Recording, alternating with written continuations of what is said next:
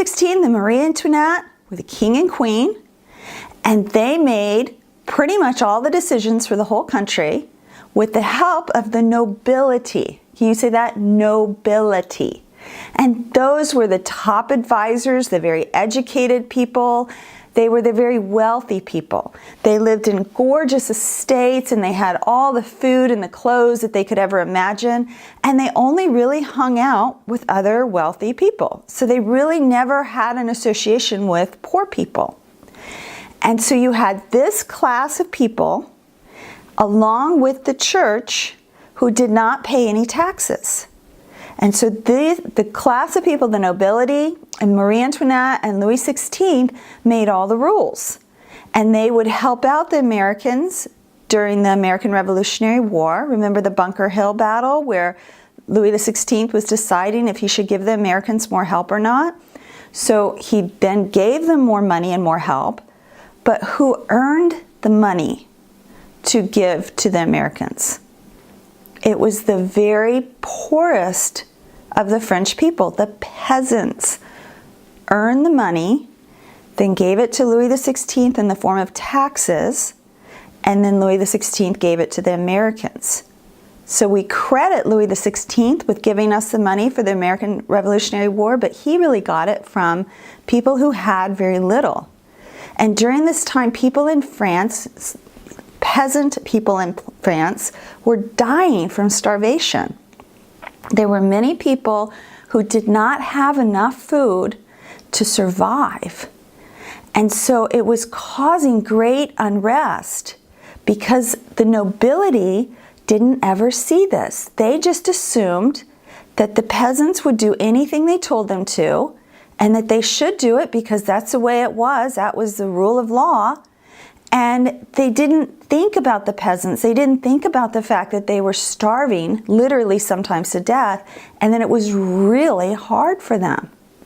And so what happened was people started thinking about the new Enlightenment thoughts, and some of them were really good. Very many scientific advancements and government advances. But as they started thinking about these new Enlightenment thoughts, one of the first things they wanted to do was completely throw out God and completely throw out the Catholic Church. And so several different leaders came up with things they called the cults. And the first cult was with Marianne and the goddess of liberty. And so what they did was they said, we're not going to believe in God anymore. That's antiquated. It's too narrow of a road for us. We want to have the society where we're so smart that we figured it out for ourselves, and we're going to live in peace and harmony and happiness with each other just because we're all so smart and we have this all figured out. And so they had this Lady Liberty chick, and she dressed in a toga, and she held a torch and a book in her hand. And she would ride through the streets in a carriage. She was probably laying down like this. And everyone was like, oh, and that's what they were supposed to. That was like I don't think they were really worshiping her so much, but that was like their symbol of they have arrived. And then Robespierre came along, and he thought the morality of France was really sinking. And so he didn't want that anymore. He wanted to replace Mariam with the cult of the Supreme Being.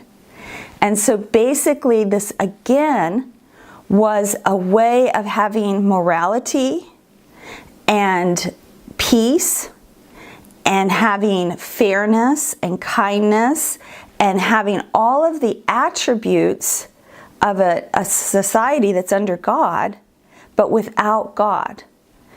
And so what always happens when we do this, and this is in our own personal lives as well as in the general population, is when we say we don't need God and we want to push God out, it's ego, edging God out. Think of the 3 letters of ego, edging God out. And when we take over with our ego, we're making ourselves a little God. And so Robespierre proclaimed that this cult of the Supreme Being was going to help everyone, But really, he was just using his ego, edging God out, and making himself a little god.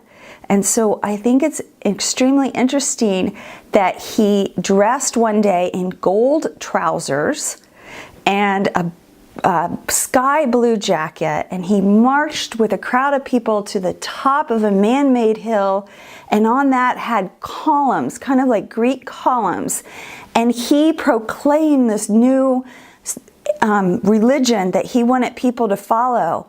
And who was he really making the person for them to follow? He was replacing God with himself, which is what always happens.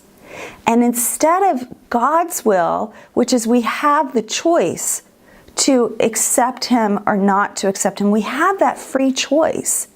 But instead of that, what happens again is when we make it about ego, we demand. We start demanding that people follow us or our new way. And so the first thing he did was he made 10 points that everyone was required to do this new cult's their holidays and what they were supposed to do and what they were supposed to say. All of a sudden the rules came in very strictly. We're going to see this happen throughout history with different dictators and with different leaders. And it's the same pattern again and again. It's that they want to throw out God, that they want to make themselves a little God, and then they give all kinds of rules that they demand that you follow, and then they get very upset if you don't follow them or their God and their rules. And so what's interesting is after Robespierre stood on top of this mountain and in his little golden knickers, and he actually, knickers is underwear in England, so they weren't knickers, but they were the short pants. When he stood on there in his little golden pants and his blue shirt with his Greek columns behind him, and he proclaimed all this, he was proclaiming that France would have peace from here on. And yet, just 2 days later, the Reign of Terror, the bloodiest part of the French Revolution, began.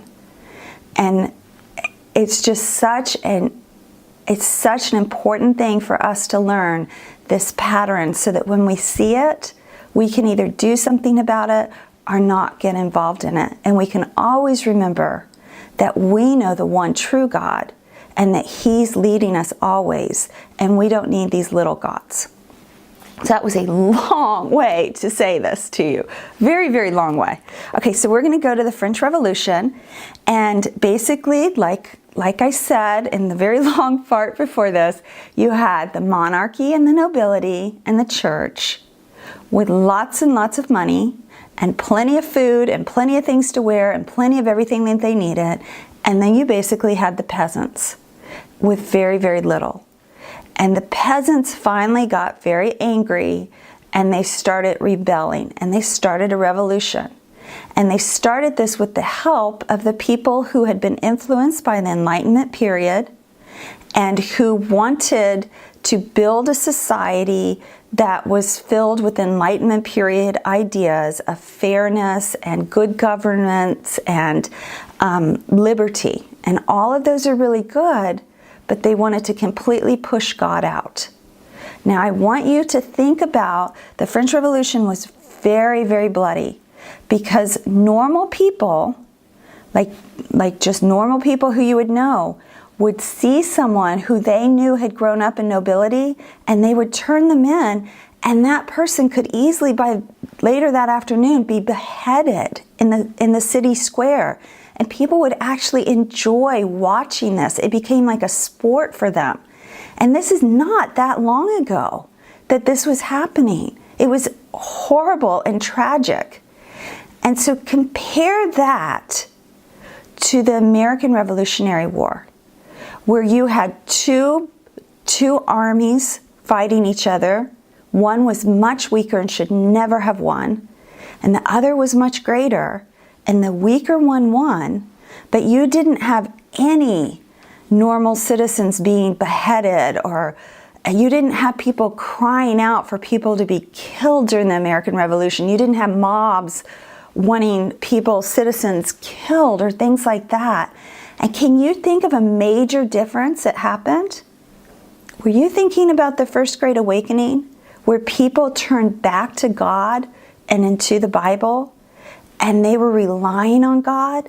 That's what I was thinking about too. So before the American Revolutionary War, people congregated together because of the First Great Awakening, because of George Whitefield, and because of Jonathan Edwards, and John Wesley, and Charles Wesley. And they really went back to the Word of God, and they were steadfast in that. Whereas the French Revolution was extremely bloody right after they had gotten rid of the Catholic Church. And it's important for us to remember that we need to stand up for people who love God. And so, like, I'm not Catholic, but it would behoove me not to stand for Catholics and stand up for them, and to say mistreatment of Catholics is just the same as mistreatment of Christians or of people who believe other things. It's important for us to stand up for godly people. So we're going to do a Being Ben Franklin in our book at Science Time.